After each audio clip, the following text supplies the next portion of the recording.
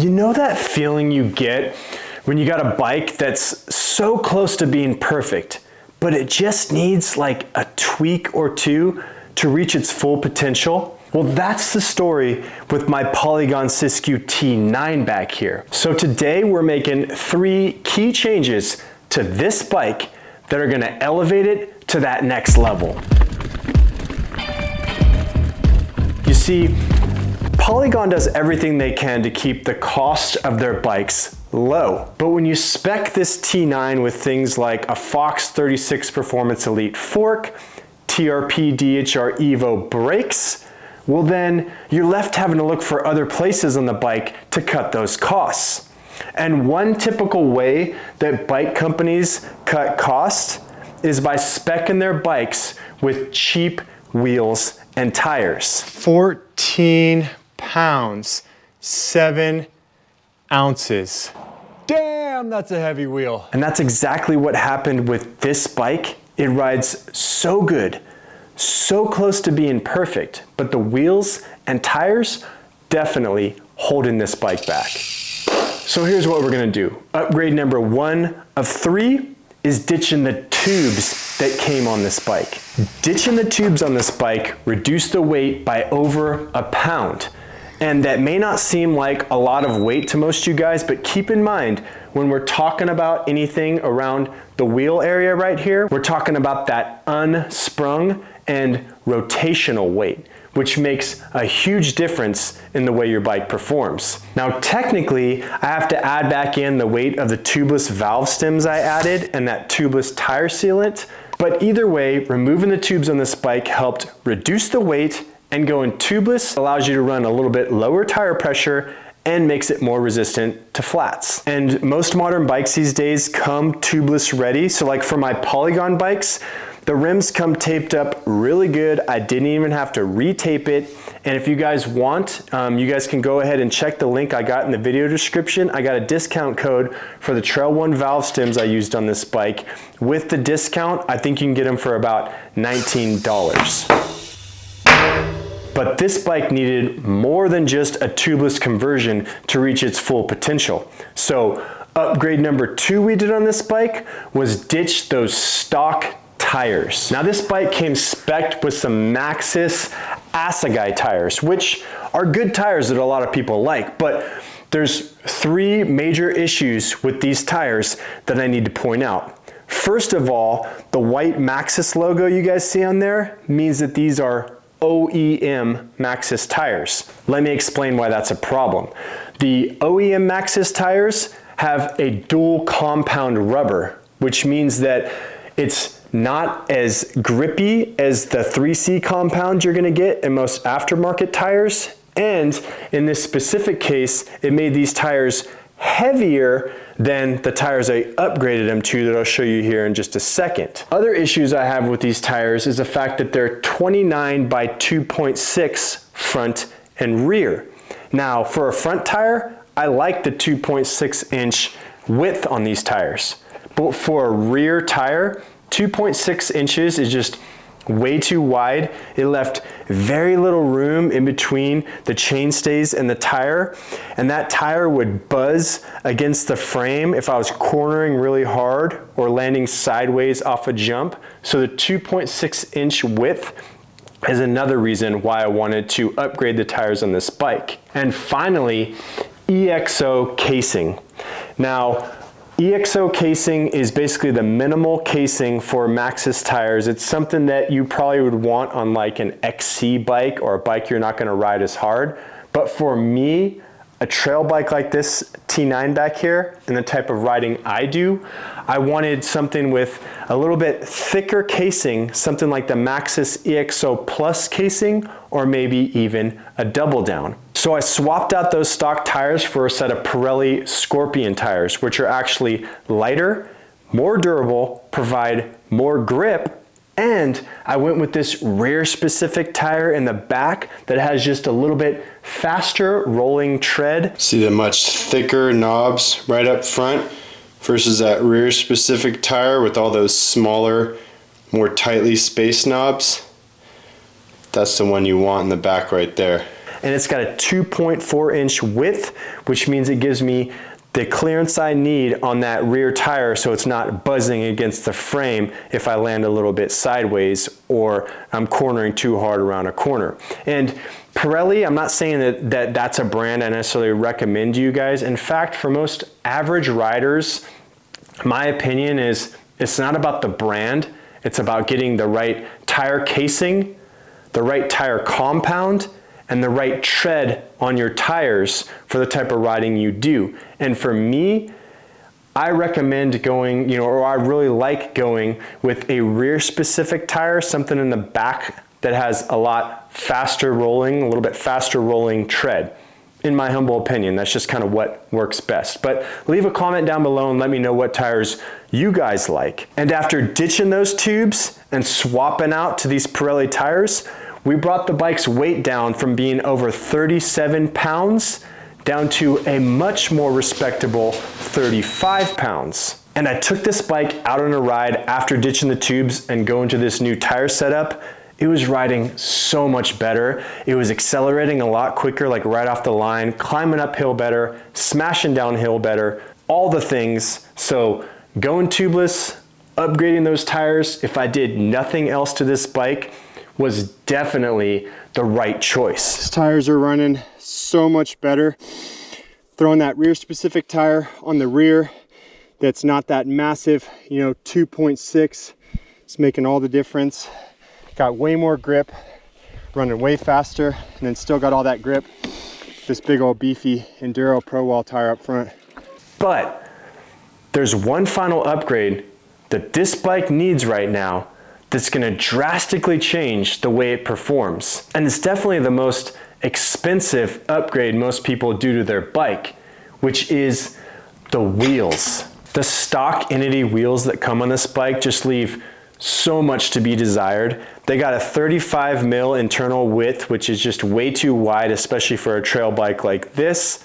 They're heavy, they got low engagement hubs, and I really think by throwing the right set of wheels on this bike, it's going to bring this bike, like I said, to that next level and be that final piece of the puzzle to perfect this bike. But the truth is, you guys, I can't get the wheels that I really want, that dream wheel set that would be like over $2,000. So instead of racking up that credit card, I decided to go with a much more budget-friendly option from Hunt Wheels. These are the Hunt Trail Wide wheels. I found this wheel set on sale out the door with shipping and handling, cost me about $425. Now these wheels should be quite a bit lighter. They have a claimed weight of about 1,831 grams. They may not be the carbon wheels that I wish I could afford for this bike, but I still think they're gonna perform a lot better. So let's go ahead and get these wheels thrown on that bike, and with the new setup, check the final weight of the bike, and then we're gonna get this bike out on the trail to see how those upgrades improve the performance and if I just turn this into the perfect trail bike.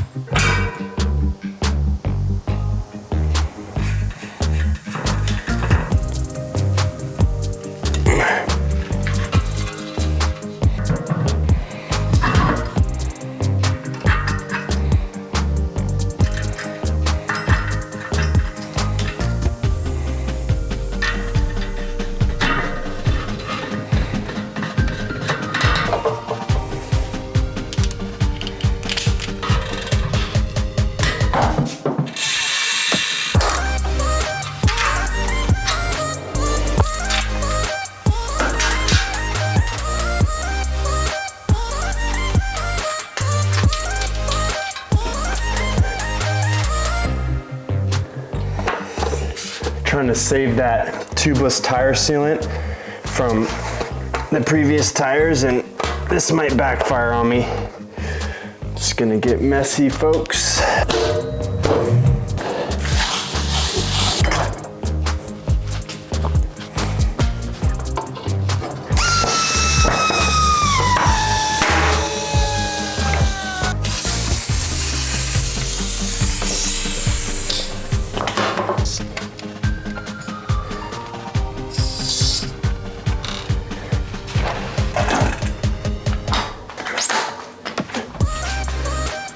So now we got those new wheels installed. Let's go ahead and check the final weight of this bike. That scale on there. Boom. Should be good. 33 pounds, 15 ounces. Hell yeah. That's a much better weight for this trail bike. Reduced the weight from 37 pounds all the way down to 33 pounds. So like over 4 pounds I just reduced off the wheels. 4 pounds of rotational and unsprung weight. I'm sorry, you guys. I'm excited about that. This bike's gonna ride so much better. But now it's time to stop talking about this bike, get out on the trails, and take this thing for a ride.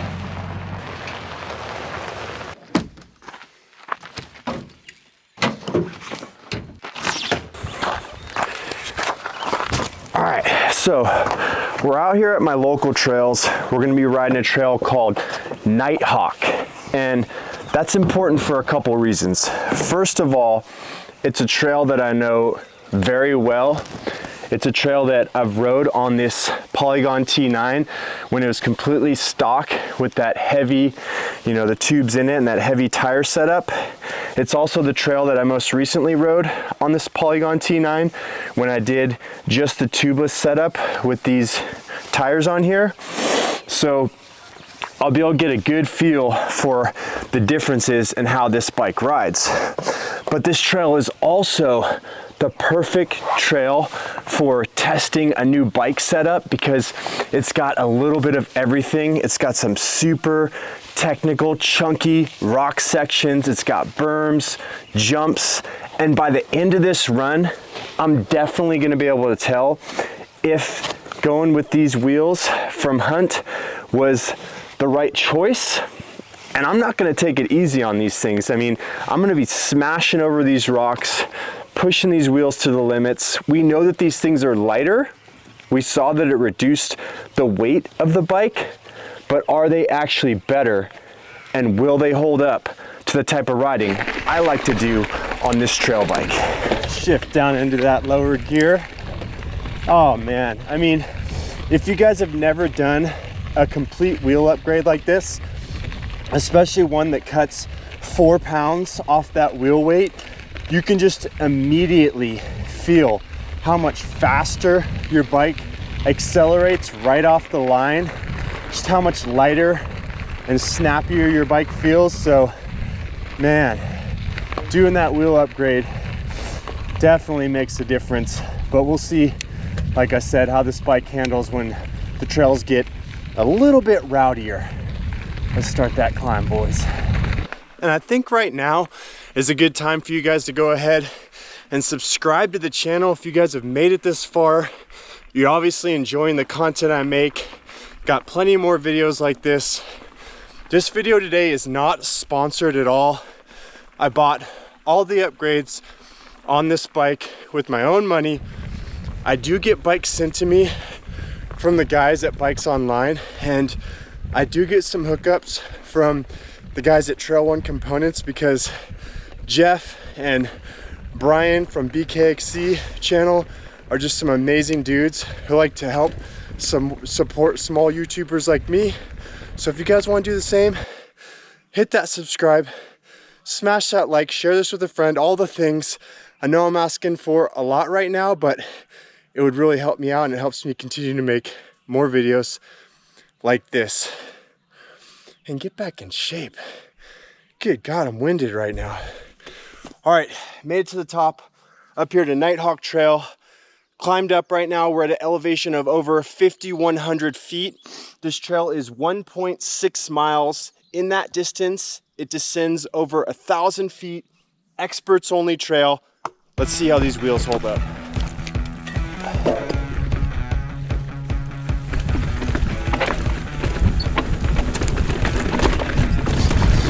Love the way that trail starts right there. Nice little entrance.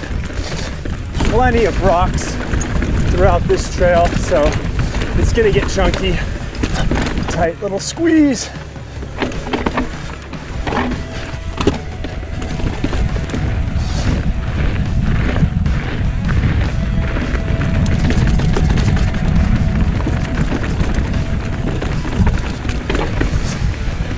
rock garden. Come on.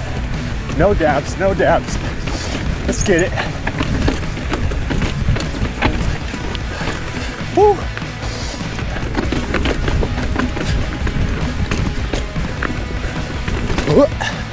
Made it. Rock drop. Stay right. Send it. Woo! All right, there you go, you guys. Run is complete. The wheels held up great. This bike was riding so much better. Like I was talking about on the way uphill, you could immediately feel just how much faster this bike was accelerating. I did have some concerns with these being the cheapest wheels I can find, these budget wheels from Hunt. I had some concerns about how they would handle downhill. I know GoPro isn't gonna show it right, but that trail gets technical. I've seen people just destroy their rims on those rocky sections. Oh, you bent the rim. Yeah. Oh yeah. Cute. New rim time, I guess. Yeah. So these wheels definitely perform better, but did I just make this the perfect trail bike? Well, first of all, you have to define perfection, because the goal of this bike wasn't to see how much money I can spend tricking this bike out and upgrading it and trying to sell you guys on all those parts I upgraded. The purpose of this bike was to try and keep it as budget as possible, do the minimum amount of upgrades, and be able to make this thing perfect for the type of riding that I do. We swapped out the tubes, so getting rid of those tubes, that was essential, saved a pound right there. We upgraded the tires, made this bike ride so much better, and by getting these budget wheels, we cut off over 4 pounds of that rotational unsprung weight. But I do think after riding this, you just come back to that thing as a mountain biker where you always know there's those slight tweaks you can make on your bike to make it just a little bit better. So would I call this bike perfect? I don't know. You guys let me know in the comments, but I definitely think this bike is a few steps in the right direction towards being the perfect trail bike. If you guys have made it this far, subscribe to the channel and look for that next video to see if I do any more upgrades to this Polygon Siskiu T9.